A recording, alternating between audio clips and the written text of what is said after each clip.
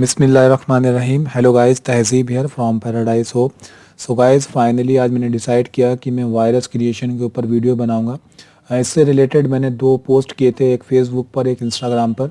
क्या मुझे वीडियो बनाना चाहिए? तो काफ़ी लोगों का रिस्पांस था ना, और कुछ लोगों का रिस्पांस हाँ में भी था। और मेरे फ्रेंड अनिरुद्ध ने मुझे इसके बारे में बताया कि अगर तुमने ये वायरस की वीडियो बनाया, लोग वायरस बनाना सीख जाएंगे, उससे बहुत से लोगों का डेटा डैमेज करेंगे और इम्पॉर्टेंट डेटा होगा, किसी का नुकसान होगा। ये अच्छी बात नहीं है और मुझे भी समझ में आता है ये अच्छी बात नहीं है। लेकिन हो सकता है उसमें से कोई क्लेम भी कर दे कि यार ये इस बंदे ने यूट्यूब पर वीडियो बना के डाला है, इस वजह से मेरा डेटा डैमेज हुआ। अब ये बहुत इंपॉर्टेंट डेटा था, अब इसको या तो इनक्रिप्ट करके दे या फिर वो मुझे इसका क्लेम दे। तो ये पॉसिबल नहीं है, क्योंकि उस बंदे ने क्या लॉजिक लगा के वायरस बनाया, वो तो उसका इनक्रिप्शन की पता होगा उसको। तो इस वजह से मैं क्या कर रहा हूँ कि इस वीडियो में मैं कोड नहीं दिखाऊंगा जो एक्चुअल कोड है जो कि इनक्रिप्शन करता है। इससे रिलेटेड जो भी कोड है वो बाकी कोड दिखाऊंगा, लेकिन जो इनक्रिप्शन रिलेटेड कोड है मैं वो आपको नहीं दिखाऊंगा। तो जो लोग इस वीडियो में इसलिए बने हुए हैं ताकि वो कोड देख के अपना वायरस बना लेंगे और फिर वो दूसरे का वायरस से, अपने वायरस से दूसरे का डेटा डैमेज करेंगे, तो ये पॉसिबल नहीं है भाई, सॉरी। अभी आप इस वीडियो को क्विट कर सकते हो। लेकिन जो बाकी कोई कोड हैं जो कंसेप्ट में, वो एक्सप्लेन करूँगा। यहाँ पर वायरस बनाने का मेरे पास आइडिया कहाँ से आया? आइडिया एक्चुअली मुझे वायरस को डिक्रिप्ट करना था। रनसमवेयर एक वायरस है जो कि मेरे सिस्टम में 2019 में आ गया था। उस समय जो मेरा लैपटॉप था वो एक्चुअली उसका विंडो करप्ट हो गया था, और विंडो करप्ट होने की वजह से इंपॉर्टेंट डेटा था वो सब ख़राब हो गया। मतलब विंडोज़ का चला गया तो सारा डेटा भी जा चुका था, क्योंकि उसको मैंने बहुत गलत तरीके से फिर फॉर्मेट वगैरह कर दिया था, वो डेटा जा चुका था ऑलरेडी। तब मैंने अपने फ्रेंड की हेल्प ली, जिसका नाम अभिषेक है। उसने मेरी हेल्प की विंडोज़ को उसमें डालने में, और यहाँ तक कि मैं उस डेटा के लिए 5 से 6 हज़ार रुपये देने के लिए भी तैयार था। लेकिन उसने मेरी हेल्प की और उसने मेरा सारा जो डेटा था वो रिकवर किया। रिकवरी सॉफ्टवेयर से उसने रिकवर किया, और जैसे मैंने रिकवर किया और मैंने इंटरनेट को कनेक्ट किया, तुरंत मेरे सिस्टम में ऐसा कोई वायरस आ गया जिससे उसने सारा डेटा इनक्रिप्ट कर दिया। वहाँ पे एक नोट छूट गया था, उन्होंने एक नोट दिया था जिसने भी उस वायरस को इनक्रिप्ट किया मेरे डेटा को। उसने बोला कि अगर आप इतने डॉलर, आई थिंक $250 थे, आप वो पे करोगे तो हम आपका डेटा डिक्रिप्ट कर देंगे। 1 घंटे या 2 घंटे के अंदर आपको पे करना है। तो वो मैंने नहीं किया, दोबारा से फॉर्मेट करके डेटा बैकअप में ले लिया रिकवरी सॉफ्टवेयर का यूज़ करते हुए। अब यहाँ पर मैं डिस्कस करता हूँ क्या कंसेप्ट है। वायरस क्रिएशन का जो कंसेप्ट है, एक्चुअली वायरस कुछ नहीं है, वायरस है इनक्रिप्शन ऑफ डेटा। यानी डेटा को आपने किसी भी फॉर्मेट में इनक्रिप्ट कर दिया ताकि वो डेटा किसी के पढ़ने में ना आए, किसी के समझने में ना आए, या किसी का जो यूज़फुल डेटा है वो डैमेज हो जाए। मतलब कोई वीडियो है वो प्ले ना हो, या कोई सॉफ्टवेयर है वो रन ना हो।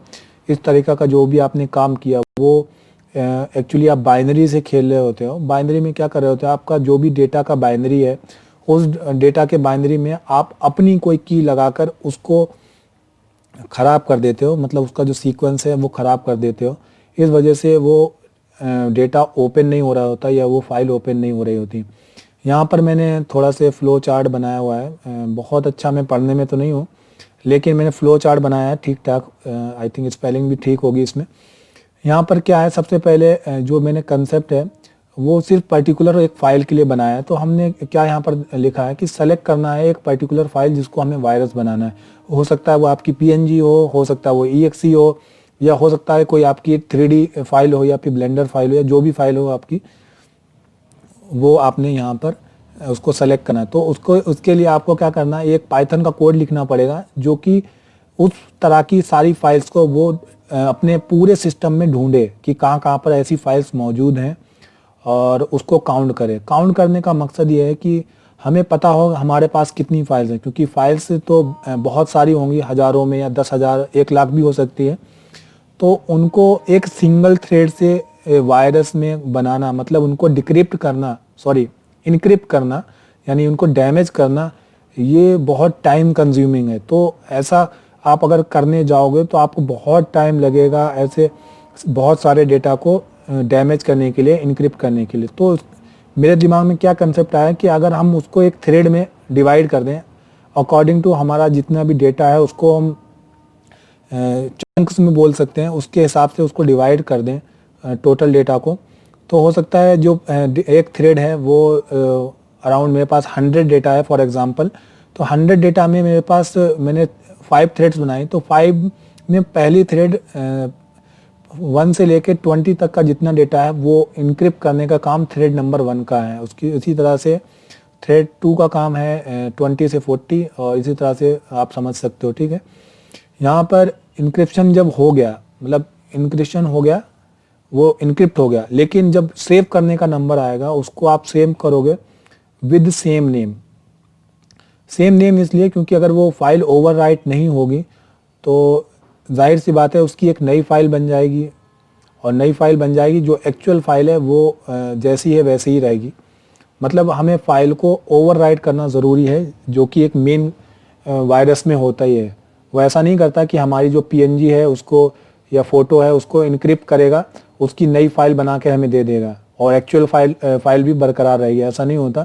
होता ये है जो मेरे रैनसमवेयर वायरस ने मेरे साथ किया, उसने जो एक्चुअल फाइल थी उसको इनक्रिप्ट किया और उसी के नाम से उस फाइल को छोड़ दिया मेरे पीसी में, मतलब इनक्रिप्ट फाइल को मेरे पीसी में छोड़ दिया, और वहाँ पर एक नोट भी डाल दिया नोट पैड में कि आप इतना पे करो तो आपका ये डेटा डिक्रिप्ट कर देंगे हम। यहाँ पर वायरस क्रिएटेड हो गया। अब मैं यहाँ पर आपको प्रैक्टिकली परफॉर्म करूँगा। यहाँ पर पाइथन फाइल्स पड़ी हैं और जिस डेटा को मुझे इनक्रिप्ट करना है, मतलब उसको डैमेज करना है, वो फाइल्स यहाँ पर पड़ी हैं। तो सबसे पहले मैं आपको इनको प्ले करके दिखा देता हूँ। और जैसे कि यहाँ पर एक वीडियो है, ये वीडियो में ये यहाँ पर अभिषेक है और ये राज है, ये इंदर है, ये शंभू है, तो ये मेरे फ्रेंड्स हैं। तो भाई इसकी हेल्प से मैंने डेटा रिकवर कर पाया, तो थैंक यू सो मच अभिषेक भाई। तो ये वीडियो वर्क कर रही है और एक वीडियो ये है, ये भी वर्क कर रही है। तो ये मैं हूँ, ये वीडियो वर्क कर रही है प्रॉपरली। और इसी तरह से ये इनो सेटअप है, ये सेटअप एक्चुअली अपने प्रोडक्ट को EXE जो सॉफ्टवेयर है उसको फाइनलाइज एक टचअप देता है, ये भी वर्क कर रहा है। ये टर्बो CA सॉफ्टवेयर है, इसके अंदर जिप फाइल है एक्चुअली ये, और ये जिप फाइल भी वर्क कर रही है। और ये QT डिज़ाइनर सेटअप है।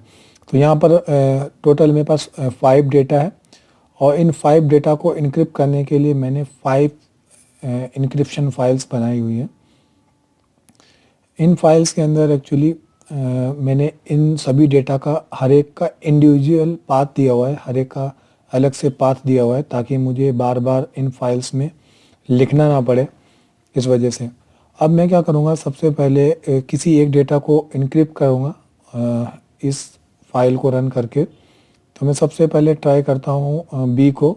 मैंने इसको डबल क्लिक किया और आप देख सकते हो ये ओपन हो गया। और यहाँ पर आप इस फोल्डर को देखोगे, सॉरी इस वीडियो को, वी जो बी नाम की वीडियो थी, आप देख सकते हो। आप इसका इनक्रिप्शन डन हो गया यहाँ पर, और अब ये प्ले होने के मोड में नहीं है। अब ये वी कैन नॉट प्ले ऐसा मैसेज आएगा हमें, आप देख सकते हो हमारे पास इस तरह का मैसेज आ गया है। तो मतलब ये इनक्रिप्शन हो गया है। इसकी जो साइज़ है वो साइज़ सेम ही रहेगी, मैं आपको दिखाता हूँ। आप अभी मैं इसको करता हूँ, आप इसका साइज़ देख लो। यहाँ पर साइज़ आप चाहो तो नोट डाउन कर सकते हो, क्योंकि एनालिसिस इसी के बेस पे होता है। क्योंकि मैं हर एक चीज़ का एनालिसिस करता हूँ, तभी मुझे एक आइडिया आ पाया कि मैं इसको किस तरह से बना सकता हूँ। तो आप भी एनालिसिस करो। मैंने आपको दिखा दिया इसका साइज़ कितना है।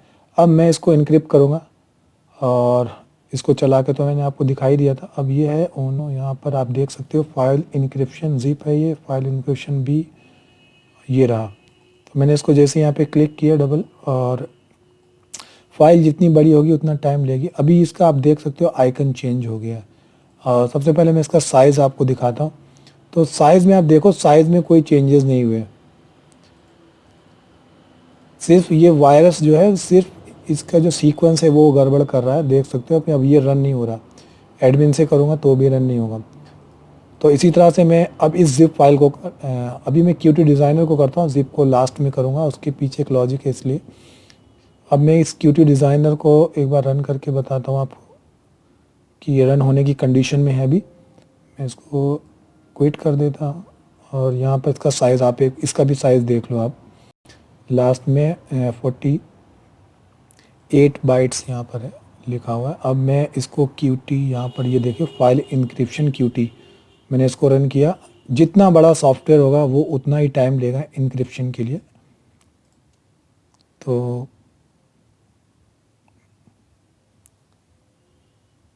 यहाँ पर ये भी टाइम ले रहा है।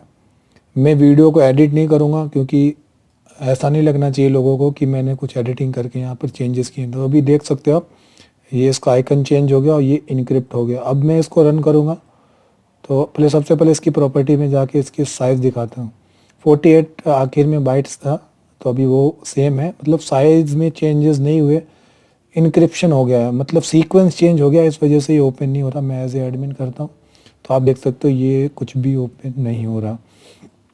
अब बात रही मैंने जिप को क्यों लास्ट में लिया, इसके पीछे बताने का मकसद ये है कि जब मेरा रैंसमवेयर एक जो वायरस था जिसने मेरा सिस्टम का सारा डेटा इनक्रिप्ट किया था, उसने जिप फाइल को इनक्रिप्ट नहीं कर पाया। या तो उनका टारगेट नहीं होगा जिप फाइल को इनक्रिप्ट करने का, या फिर वो कर नहीं पाया। तो अभी मैं इस टर्बो नाम की फ़ाइल को करता हूँ जो कि एक जिप फाइल है। मैं इसको आपको सबसे पहले साइज़ देख लो। तो जिप फाइल है ये, उसका साइज़ है आखिर में 700 लिखा हुआ है। तो ये रही जिप, मैं इसको क्लिक करता हूँ और यहाँ से जैसे ये डन होगा, और यहाँ पर आई थिंक डन हो गया ये, हाँ ये डन हो गया। तो ये डन हो गया। अब मैं इसको यहाँ से एक्सट्रैक्ट फाइल करूँगा। अब आप देख सकते हो यहाँ पर लिखा है डैमेज, इसका मतलब ये भी इनक्रिप्ट हो गया। तो ये रैंसमवेयर मोस्ट ऑफ जो सॉफ्टवेयर मेरे सिस्टम में उसने जिप फाइल को इनक्रिप्ट नहीं किया था, लेकिन मेरा जो ये वायरस है ये जिप फाइल को भी इनक्रिप्ट कर रहा है। कुछ पॉइंट्स और भी रह गए, मैं सोच रहा हूँ वो भी डिस्कस कर लेता हूँ। तो ये पॉइंट्स हैं एक्स्ट्रा पॉइंट्स, मैंने इनको एक्स्ट्रा फीचर्स बोल सकते हो आप। ये जो फीचर्स हैं ये जो एक्चुअल वायरस होता है उसके अंदर होते ही हैं। पहला तो होता है वो नेटवर्किंग का, जो कि इनक्रिप्शन की और डिक्रिप्शन की के बेस्ड होता है। मतलब जिस वायरस ने आपका डेटा इनक्रिप्ट किया है उसको जो की मिलती है वो बेसिकली वो मिलती है कि ऑनलाइन, मतलब इंटरनेट के थ्रू मिलती है उसको, अपने उसका जो भी डेटाबेस होता होगा वहाँ से। और डिस्क्रिप्शन के लिए मतलब डिक्रिप्ट करने के लिए वो हमसे बोलता है कि आप हमें इतना पे करो तो हम आपका जो डेटा हमने इनक्रिप्ट किया उसको डिक्रिप्ट कर देंगे। तो वो ऐसा तो नहीं होता कि वो हमारे घर आता है और फिर वो डिक्रिप्ट करके चला जाता है। वो सब काम ऑनलाइन मैनेज हो रहा होता है। वो क्या कर रहे होते हैं, वहाँ पे जो उनका डिक्रिप्ट का एल्गोरिदम होता है वहाँ पे वो क्लिक करते हैं सिर्फ अपने डेटाबेस से और वहाँ से की इंटर करते हैं, तो उस की के बेस पे वो डिक्रिप्ट हो जाता है जो भी हमारा डेटा इनक्रिप्ट होता है। एक चीज़ और है, ये एक फीचर्स ये बहुत ख़तरनाक बना देता है हमारे सिस्टम को। ये होता है कि अगर मैंने यही जो वायरस है अपने पीसी में लिया, मतलब अपने सिस्टम में मैंने किया, तो हो सकता है ये जो डेटा इनक्रिप्ट हुआ वो किसी एक की से हुआ हो और यही सॉफ्टवेयर या यही वायरस किसी दूसरे पीसी में गया तो हो सकता है वहाँ पे दूसरी इनक्रिप्शन की वर्क करे अगर इंटरनेट कनेक्टेड है तब।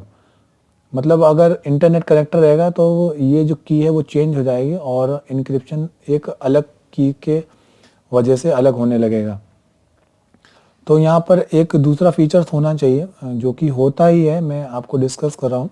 एक हिडन स्टार्टअप, मतलब जब भी हमारा पीसी स्टार्ट हो और जहाँ पर उसने काम छोड़ा था उस इनक्रिप्शन ने, उस वायरस ने, तो वहाँ से वो स्टार्ट हो जाना चाहिए। हो जाता है कि कभी कभी इस तरह से हो जाता है कि वायरस चल रहा है और हमने अपना पीसी शट डाउन कर दिया, तो इस केस में क्या होगा कि जो वायरस है वो पूरा अपना काम ख़त्म नहीं कर पाया और हमने पीसी शट डाउन कर दिया, तो वो अगेन जब हम पीसी स्टार्ट करेंगे तो वो अपने आप ऑटोमेटिक वायरस स्टार्ट हो जाएगा और अपने काम पर रिज्यूम हो जाएगा जहाँ से उसने काम को छोड़ा होगा। स्टेनोग्राफी का मतलब हमारा जो EXE है या जो वायरस है वो हम किसी देखने वाले फॉर्मेट में नहीं लेते, मतलब हम जानबूझकर उसको नहीं लेते, हम जनरली वीडियो लेते हैं या फिर वीडियो डाउनलोड करते हैं या फिर इमेज डाउनलोड करते हैं। तो उस इमेज के अंदर ये जो वायरस है उसके अंदर मिला हुआ होता है। ये आप यूट्यूब पे सर्च करोगे या फिर इंटरनेट पे सर्च करोगे स्टेनोग्राफी विद पाइथन, आपको बहुत सारे इस पर वीडियोज या ब्लॉग्स मिल जाएंगे। तो यहाँ पर एक हिडन इंस्टॉलेशन है, इसका मतलब यो जो कि मैं अभी तक नहीं समझ पाया किस तरह से इसको होना चाहिए। एक्चुअली होना ये चाहिए जो कि इमेज है, उस इमेज में से वो जो वायरस वाली फाइल है वो निकल कर आना चाहिए, ऑटोमेटिक इंस्टॉल हो जाना चाहिए और किसी को पता भी ना लगे। ये स्टेप मेरा अभी बाकी है, किस तरह से करते हैं मैं वो अभी भी फाइंड कर रहा हूँ। जब भी मैं समझ जाऊँगा कि इस तरह से इसको करते हैं, मैं उसके ऊपर भी एक वीडियो बना दूँगा। यहाँ पर मैंने सिंपली अभी यहाँ पर एक चीज़ और समझाना बाकी रह गई थी इस फाइल में। यहाँ पर मैंने जो टी नाम का एक फ़ोल्डर बनाया, इसके अंदर कुछ नहीं है, बस मैंने ये कोशिश की कि मैं इसको भी इनक्रिप्ट कर दूं, लेकिन मैं इसको इनक्रिप्ट नहीं कर पा रहा। जब भी मैं इसको एक्सेस करने की कोशिश करता हूं तो मुझे एक एरर मिल जाती है परमिशन डिनाई की। मे बी मैं इसको रिजॉल्व कर लूँगा किस तरह से इसको सॉल्व करना है। तो थैंक यू सो मच। आपको आई थिंक वीडियो पसंद आया होगा और बहुत से लोग मुझसे नाराज़ होंगे कि मैंने इनके कोड नहीं दिए। प्लीज़ आप इस बात को समझो कि अगर मैं ये कोड पब्लिक कर दूंगा तो बहुत से लोग हैं इसका गलत फ़ायदा उठा सकते हैं। मैं आपकी बात नहीं कर रहा था, लेकिन मैं बहुत से लोग हो सकते हैं, इस वजह से मैं इसका कोड नहीं दे रहा। तो थैंक यू सो मच। मिलते हैं अगली वीडियो में। अगर ये वीडियो अच्छी लगी हो तो आप चाहें तो चैनल सब्सक्राइब कर सकते हैं, और अगर वीडियो पसंद आया हो तो लाइक भी करके जा सकते हैं। तो मिलते हैं किसी नेक्स्ट वीडियो में, जहाँ पर मैं एनालिसिस करके बहुत सारी वीडियोस बनाता हूँ। तो मिलते हैं अगली वीडियो में।